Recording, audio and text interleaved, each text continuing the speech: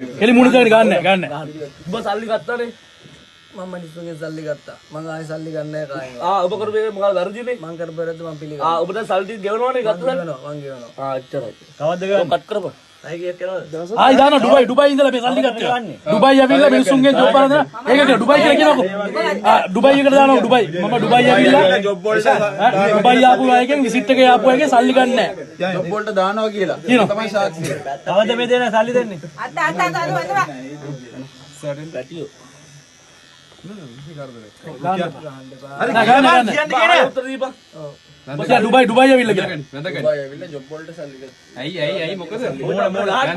මුණ අරින්න පෙන්න මුණ පෙන්න අන්න ඒක. ඩුබයි ඇවිල්ලා ඩුබයි ඇවිල්ලා ඔබ සල්ලි ගත්තානේ. සල්ලි ගත්තා.